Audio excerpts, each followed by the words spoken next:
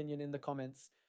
Hello, everyone. Let's have more news about the Lakers, but first, don't forget to subscribe to the channel and leave a like. Alex Caruso drew attention for a comment he made about his former team after the Oklahoma City Thunder beat the Indiana Pacers in the NBA Finals on Sunday night, but the veteran guard insists it was the booze talking. Caruso played 32 minutes off the bench and had 10 points, 3 rebounds, and 3 steals in the Thunder's 103-91 win over the Pacers in Game 7 at Paycom Center in Oklahoma City, Oklahoma. The NBA title is the second of Caruso's career, as he also won one with the Los Angeles Lakers in 2020. During his post-game press conference, Caruso was asked how the Thunder's title run compares to the one he was part of with LA 5 years ago. The 31-year-old joked that he now has a real championship, which was a reference to the 2020 NBA playoffs being held in a bubble in Orlando. Caruso was really taking a shot at those who claim the Lakers' 2020 title deserves an asterisk. However, many people interpreted the comment as a criticism of his former team. Caruso later wrote on X that he was being sarcastic and said he had already had 3 beers before his news conference. Caruso also said the championship he won with Oklahoma City was harder because of the gap in experience between the veteran-laden 2020 Lakers and the 2025 Thunder. None of that means Caruso was trying to devalue what the Lakers accomplished. He was a part of that team, so why would he want to criticize his own resume? As Caruso said, he was clearly being sarcastic. He was mocking those who tried to say LA's 2020 title was illegitimate. The 3 beers are probably what gave him the courage to blurt it out. Now let's go to another video. Don't forget to leave a like. This is via Dan Wojcicki of The Athletic. Earlier today, had this out there. Said the talk at the start of the Lakers offseason was that Daniel Gafford and Nick Claxton were the 2 players who made the most sense. There just remains so much league-wide skepticism that the Mavs would potentially make another trade with the Lakers after the open revolt of the fan base following the Doncic deal. And so in terms of Daniel Gafford, I guess first and foremost, Daniel Gafford did sign an extension with the Dallas Mavericks, or he is planning to. I don't know if he's actually put pen to paper, but been announced. Extension getting done with the Dallas Mavericks. However, he is getting an extension that is just low enough to where he is still immediately trade eligible. He can still be traded by the Mavs. Now, would the Mavs actually do a deal with the Los Angeles Lakers? I think Wojcicki's point here is a fair one. The Mavs would most likely have to clearly win a trade in order to do a deal with the Los Angeles Lakers, because it would be a tough sell for their fans. So I would not expect the Lakers to land Daniel Gafford. You never say never in the NBA. Obviously, Luka Doncic is a Laker. You never say never in the NBA, but would not anticipate Daniel Gafford landing with the Lakers. But nonetheless, another big on the market. That's a good thing for LA, and he is still trade eligible right now. The Mavs, for their part, are telling everybody who will listen that they really love him. They don't want to trade him, blah, blah, blah, blah, blah. Is it real? No. There's a reason why you sign him to a contract that specifically will allow him to still be traded right now. This is exactly what the Mavs should be putting out there, though, that they're not in any rush to trade Daniel Gafford, as they do what they can to try to maintain leverage. But this is also interesting when we're talking about leverage. Nick Claxton isn't thought of as a shoo-in as the answer at the center position for the Lakers. And if he costs you your best trade package, is it a gamble worth doing? So when we talk about the Lakers' best trade package, what could Dan Wojcicki be talking about there in terms of what the Lakers could offer? Well, we're probably talking about something somewhat similar in terms of the value pieces going out to the Mark Williams trade that obviously got rescinded. And that would be some combination of Dalton Connect, the 2031 first-round pick that the Lakers have to offer. Maybe there's a pick swap or two in there. Those would be the primary pieces of value that would be going out. Maybe the Nets would have interest in Rui Hachimura. Otherwise, we'd be talking about attaching expiring contracts as well, because Dalton Connect doesn't get there salary-wise. That was the nice thing about the Mark Williams trade, is that Williams makes so little that it was easy to just do Dalton Connect and Cam Reddish, and boom, you're done. That's it. Salary-wise, you've got it covered. Claxton, though, is making $25 million this coming season. So a bit more difficult to try to work out a trade for him and make the math work. Not necessarily prohibitive, because you can, again, do Connect, Gabe Vincent, and Maxi Kleber. There you go. Maybe one of those guys gets replaced, Maxi or Gabe, with Jared Vanderbilt. Like, you could still get there to $25 million, but a bit more difficult to do it than certainly the Mark Williams trade. But the point is that you're giving up probably first-round draft capital, probably Dalton Connect, plus you're giving up some of your expirings in that deal, and then you're getting Nick Claxton. So you have to be pretty sure that Nick Claxton is that guy is the guy that's going to be your long-term center. And if you're not sure about that, if this is correct from Dan Wojcicki that he isn't a shoe-in to be the answer at the center position, well, then is that something you're really willing to do? Or do you want to start to look elsewhere? But again, as I said, it's lying season. And right now, whether or not this is actually true, the Lakers might think the world of Claxton. The Lakers could think that Nick Claxton is the guy that they want to be their starting center for the next 5+ years. That's a lifetime in the NBA world. And I'm not saying they do, but if they did, this would still be what they'd want to say. They would still want to say that he's not a shoe-in at the position. We're not really sure if we really want him. I don't know. That's kind of a lot, right? You don't want to be over eager. The Lakers are in a position where they're already going to be fighting to try to develop any kind of leverage out there on the trade market. Why? Because everyone knows that the Lakers need a center. Everybody. And the Lakers already showed their cards in the Mark Williams trade in terms of what they were willing to give up, being Dalton Knecht, a future first-round pick, plus a pick swap in terms of valuable pieces leaving the Lakers. So that puts Rob Pelinka at a leverage disadvantage. So you want to have information out there trying to make everyone think that you're not sold on a lot of players, that maybe you're not in any hurry, similar to what the Mavs are doing with Daniel Gafford. Oh yeah, the Mavs say we just so happen to sign him to the exact extension that would allow him to be trade eligible right now and not 6 months from now. Oh, but no, that's just coincidence. We're definitely not trading him.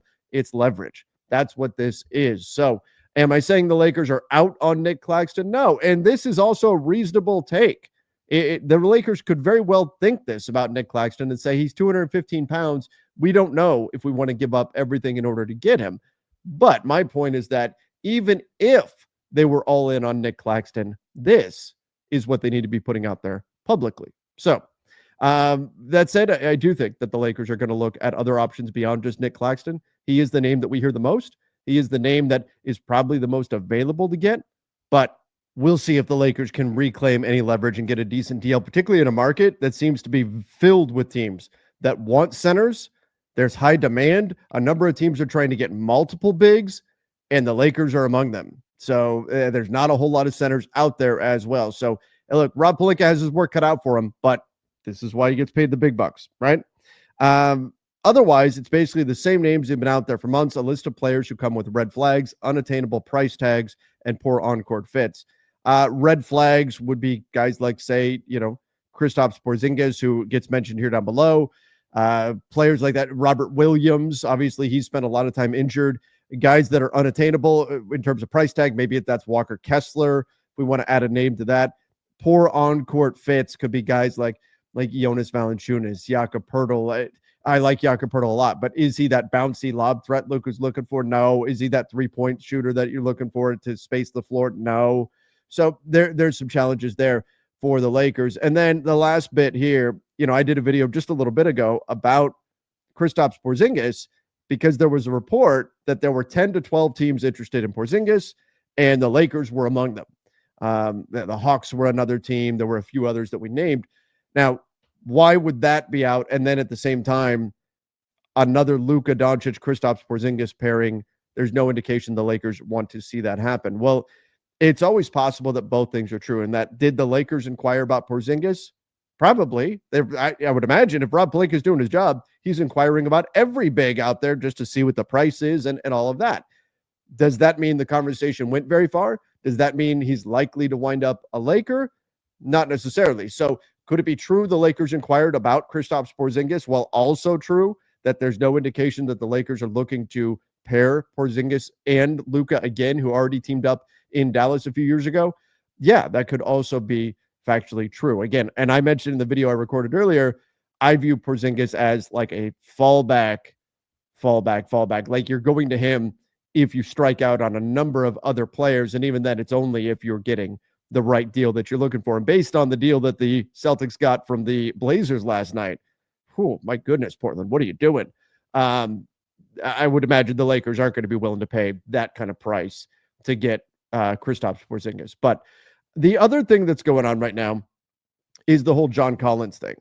And Tony Jones, who covers the Utah Jazz, did say that the Lakers like John Collins quite a bit. So we'll see what happens there. Mark Stein last night reported, and I talked about it on the live show we did. Mark Stein reported last night that the Lakers' interest in Collins was a mischaracterization. Essentially, my take from it was that it was probably just a game of telephone where the Lakers were interested. The wires got crossed. The Lakers were interested in Walker Kessler. They're talking about a Utah Jazz big. Somehow that gets shifted to a target of John Collins. I buy what Mark Stein is saying as a primarily he's a national guy, but primarily Dallas, right, is where he's at.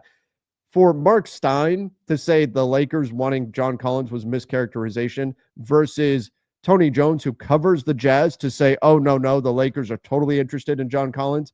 What Stein is saying to me has the ring of truth in that situation. And I like John Collins a lot. I just think he doesn't make sense for the Lakers. He's not really a fit in that his best position he's going to defend is the 4. He's not a good defender to begin with. The Lakers, they've got a lot of guys that kind of fill that role that John Collins would be in. So unless there's something significant happening to the rest of the roster, he doesn't really make sense to me as a target for the Lakers. So there's that. But then on top of that, Tony Jones, who covers the Jazz, probably going to, and by the way, he does a good job, don't get me wrong, but probably talking to Jazz sources. Are they going to say teams are interested in, are they going to say the Lakers are interested in John Collins? Yeah, they're probably going to want that out there versus Mark Stein, a national guy, saying, the Lakers aren't really that interested in John Collins. That to me has more of the ring of truth, but we will see. We will see how this all plays out. And that's why sometimes you get competing sources on things. It's all where the information is coming from and who wants what out there. So we try to read between the lines on some of this stuff and try to get a sense of where things are coming from. Sometimes two teams can both be telling the complete truth about a situation and just they view things through a different lens. And so the way they see it can be different than another team. And it sounds like there's conflicting information coming out. So all of this is to say, yes, hopefully the Lakers will be involved here. I know it can be frustrating for Lakers fans to see other teams making moves right now. The Wizards, the Pelicans are making moves, the Celtics, the Blazers. We already saw the Houston Rockets, the Phoenix Suns make a move, the Magic with the Desmond Bane trade with the Memphis Grizzlies. There's been a lot of trade activity already. Does this mean the Lakers just going to sit out? I know people are already getting impatient. We're not even to the draft yet.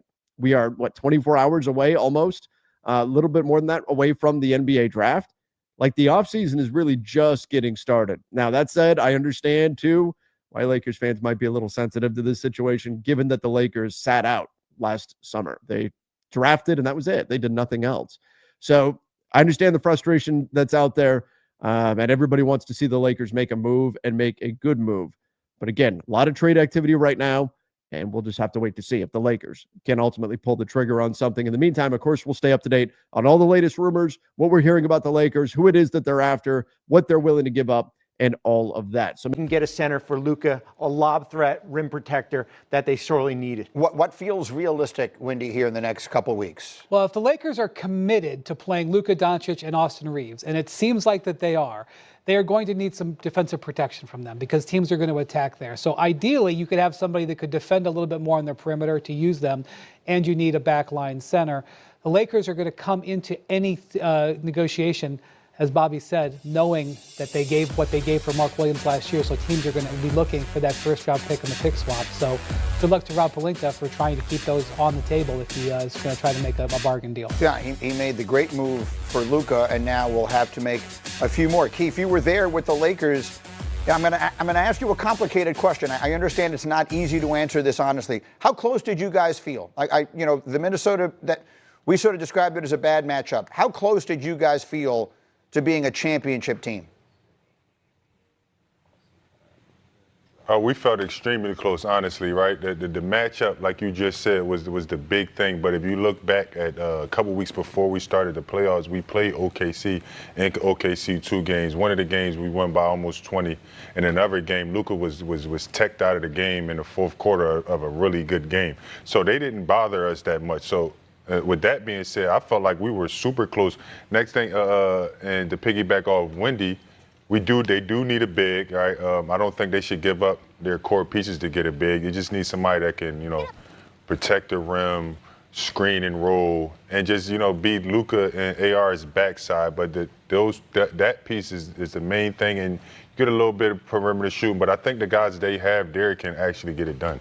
feels like a year ago, but remember in that series, that game 3, Luka was sick, doesn't play, LeBron plays all those minutes, then they come back, no bench minutes at all in the second half of that game 4, and they almost won that game. The Lakers had chances there. One thing about that, LeBron actually put it on Instagram yesterday. He was back on the court yesterday for the first time in 8 weeks because that injury that he suffered to his knee at the end of that series, which nobody really remembers, it was a sprained knee. He actually, I don't know if he would have been able to play. So they had some bad luck with LeBron health at the end as well. Fair enough. So the Lakers, obviously always the center of the conversation, and with new ownership to boot. Bobby, back to you with the big questions. Do the Golden State Warriors, in order to keep up with the Joneses, do they have to go big name hunting again? They don't. Similar to the Lakers, they need to go out and get some front court help also. They need to put not Draymond Green at the center here. The hard thing that I'm coming to grips with is, what do you have to offer in a contract standpoint? They've got the draft picks. They got 4 first-round picks. They can go out and do a deal. Let's pay attention to Jonathan Kuminga. What happens with him in restricted free agency? That's their big trade asset. Unless they want to dip into, certainly they've got Draymond Green sitting there. I don't know if you want to part ways for him, but they're all 2 to tango. There's got to be a big name out there for them to go out and get. So, Winman, in advance of what we know, meaning or in advance of what is about to happen, sitting where we're sitting today, the 3 preeminent stars, the faces of the NBA over the past generation, LeBron James, Steph Curry, Kevin Durant, all aging, all still playing great, and now all on contending teams in the jam-packed Western Conference.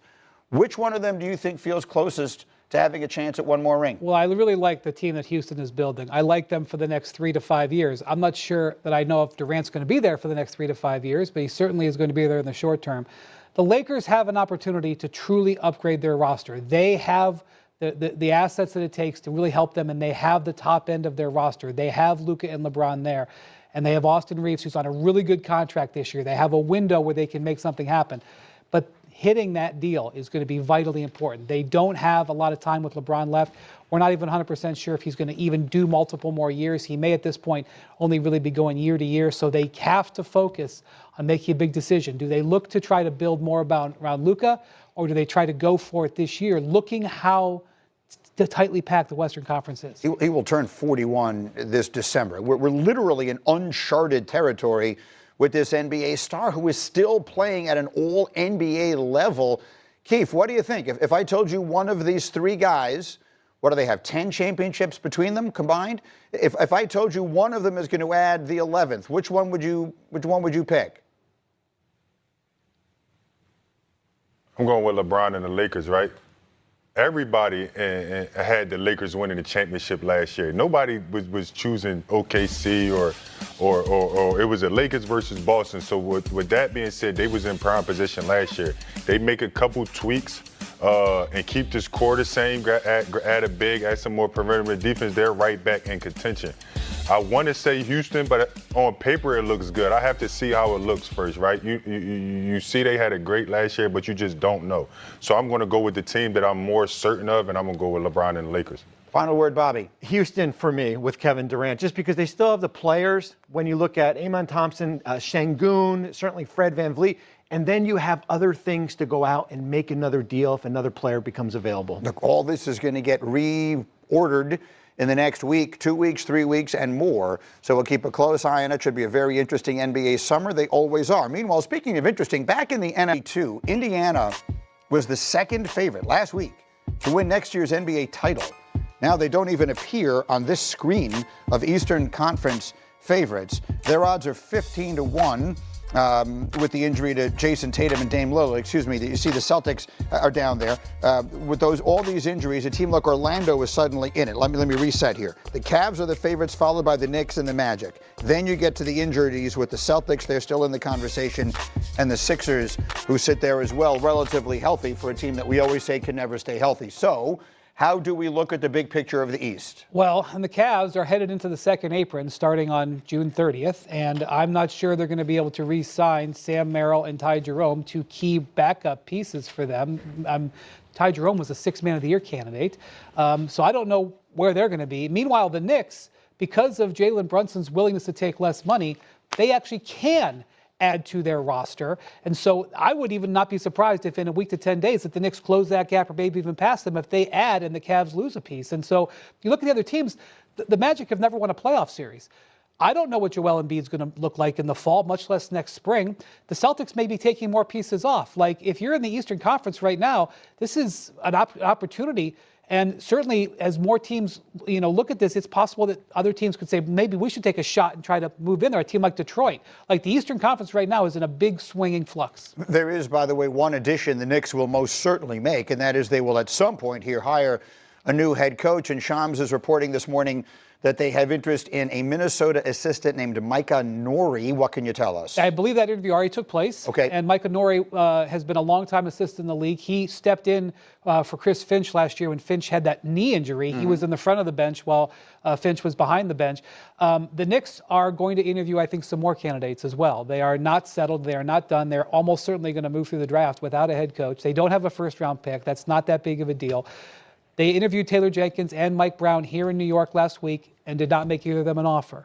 So you move on from there and say that they're still searching. So this whole idea that they fired Tom Thibodeau because they had someone or something in mind, well, clearly doesn't look that way now. Or they at least were trying to get some guys, but those guys were working for other teams. Right, exactly. And they didn't wind up getting them. And so now here they are without that. And so as we sit here this minute, Bobby, who do we like in the East?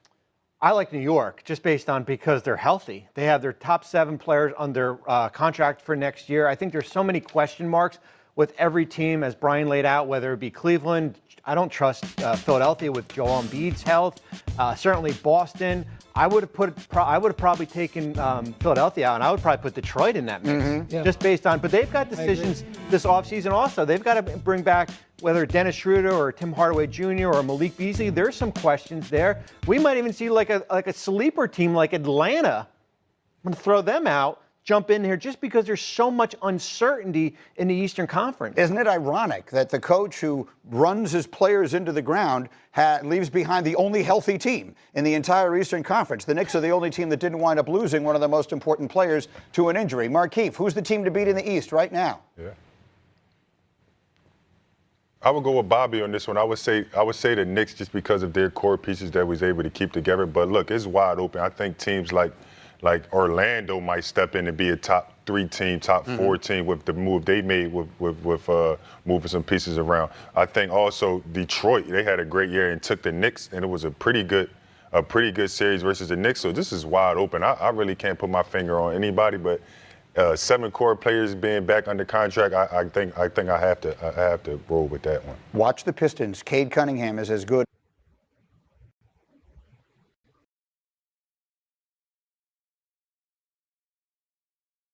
The Lakers found success with the double guard lineup of Austin Reeves and Luka Doncic in the regular season, but that wasn't the case in the playoffs, where the team lost to the Timberwolves in a quick first-round series. Many analysts believe Reeves, a defensive liability, is not a good fit next to Doncic, another subpar defensive player on an aging Lakers squad. As such, Medium proposed a trade that would see Reeves sent to the Celtics in exchange for Jrue Holiday, a proven defensive ace and 2-time NBA champion. For the Lakers, trading for 34-year-old Jrue Holiday is a totally different situation than trading for a younger player with a longer timeline, wrote Laker Tom. Both the matching salaries to trade and annual cost of payroll are much greater.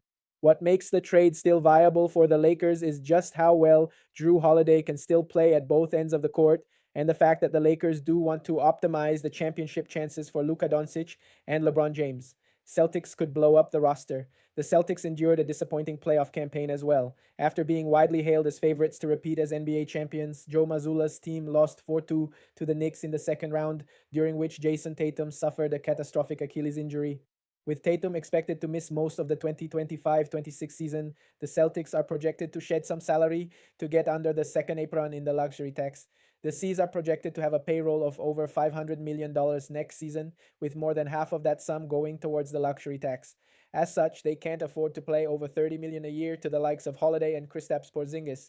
They need to trade those 2 players for less expensive and easier to move contracts, Laker Tom argued. And you, fan, what do you think about Jrue Holiday's situation? Leave your opinion in the comments.